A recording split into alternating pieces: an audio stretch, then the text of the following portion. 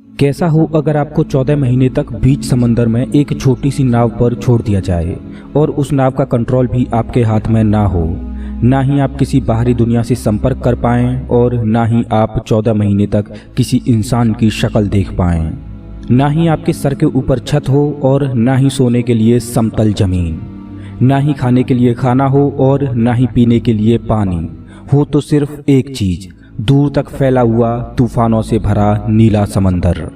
कैसे सरवाइव कर पाओगे आप, और क्या आप इन भीषण परिस्थितियों में सरवाइव कर पाओगे?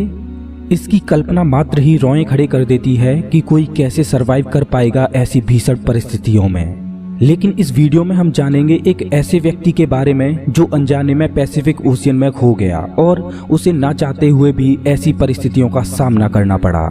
आखिर क्या है सैल्वाडोर एल्वरंगा की कहानी?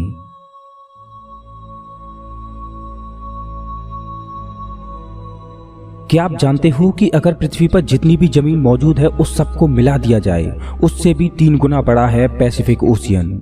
अगर यहाँ पर इस ओशियन में कोई खोता है तो इस बात के बहुत कम चांस हैं कि उसको ढूंढा जा सके। सैल्वाडोर एल्वरंगा मैक्सिको का रहने वाला एक मछुआरा था। वो पैसिफिक ओशियन से मछली पकड़कर अपने परिवार का गुजारा कर रहा था। रोजाना की ही तरह 17 नवंबर 2012 को एल्वरंगा अपने एक दोस्त कोर्डोबा के साथ मछली पकड़ने के लिए समुद्र में गया। जिस बोट में वो मछली पकड़ने जा रहे थे वो केवल 7 मीटर लंबी थी। उसके ऊपर कोई भी छत नहीं थी और ना ही उसमें कोई कमरा था। उस बोट में एक छोटा सा आइस बॉक्स था जिसमें उनको मछली पकड़ कर रखनी थी और बोट को चलाने के लिए एक छोटी सी मोटर लगी हुई थी। वो दोनों मछुआरे पहले से ही जानते थे कि समुद्र में तूफान आने वाला है, लेकिन मछली पकड़कर ज्यादा रुपए कमाने के लालच में वो फिर भी समुद्र में उतरे। उन्होंने रिस्क लिया और वो किनारे से 120 किलोमीटर दूर पैसिफिक ओशियन की ओर बढ़े। रात के 1 बजे वो दोनों तूफान की चपेट में आ गए। तूफान की वजह से उन्होंने मछली पकड़ने के लिए जो जाल बिछाए थे वो काट दिए और समुद्र में ही छोड़ दिए और वो बोट को किनारे की तरफ दौड़ाने लगे। 6 घंटों तक उन्होंने लगातार बोट को किनारे की ओर भगाया और वो किनारे से महज 24 किलोमीटर दूर थे और उन्हें जमीन पर मौजूद पहाड़ों के शिखर दिखाई दे रहे थे। लेकिन तभी बोट को चलाने वाली मोटर खराब हो गई। लेकिन बोट में लगा रेडियो अब भी काम कर रहा था और उन्होंने रेडियो की सहायता से अपनी लोकेशन अपने बॉस को बताई। उसके बॉस ने कहा कि वो उनको लेने आ रहा है, लेकिन उनके रेडियो की भी बैटरी डाउन हो गई और उनका रेडियो भी ऑफ हो गया। सोचो कि उस समय वो लोग कितने फ्रस्ट्रेट हुए होंगे कि वो बोट को कहीं ले जा भी नहीं सकते और उनका बाहरी दुनिया से भी संपर्क टूट गया।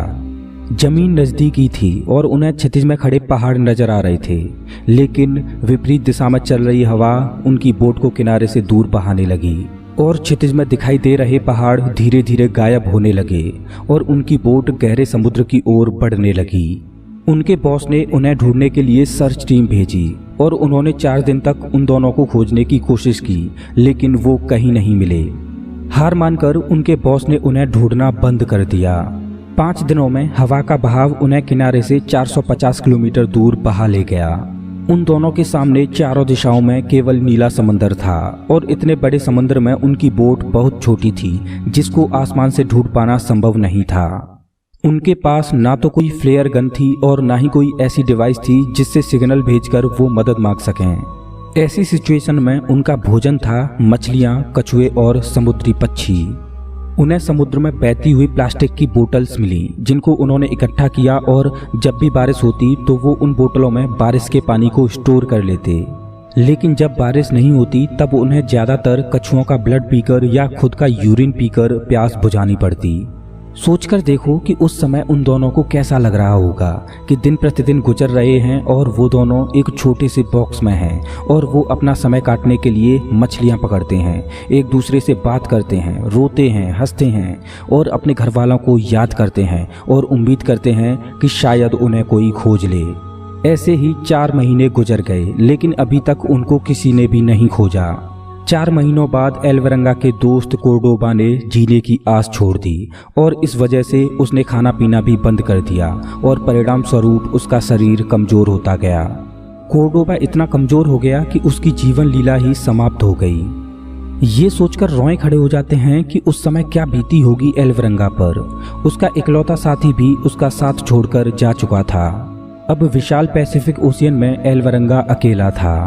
अपने दोस्त की मौत के 4 दिन बाद एलवरंगा ने भी जीने की आस खो दी और उसने सुसाइड करने की सोची, लेकिन एलवरंगा का फेथ उसको ऐसा करने की इजाज़त नहीं दे रहा था। लेकिन फिर एलवरंगा ने जिंदगी से लड़ने की कोशिश की और किसी न किसी तरीके से अपने आप को जिंदा रखने के लिए सरवाइव करता रहा।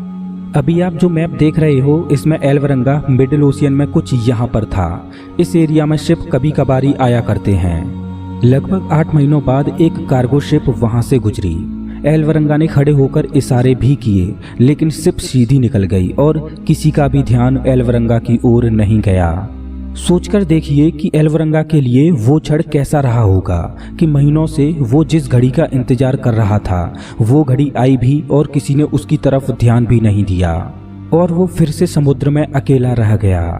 कितना फ्रस्ट्रेशन वाला समय रहा होगा उसके लिए। वो 11 महीनों में एलवरंगा अपनी छोटी सी बोट में 8000 किलोमीटर ट्रेवल कर चुका था और इस जर्नी में उसने कड़ाके की धूप और तूफानों का सामना किया। फाइनली 30 जनवरी 2014 को उसे पानी में तैरते हुए नारियल दिखाई दिए और आसमान में उड़ते हुए पक्षी दिखाई दिए। एलवरंगा समझ गया कि जमीन आसपास ही है और उसे एक आइलैंड मिला। एलवरंगा ने बोट से जंप किया और तैरते हुए उस टापू पर पहुंच गया। 438 दिनों तक पानी में रहने के बाद उसे जमीन पर रहने का सौभाग्य प्राप्त हुआ।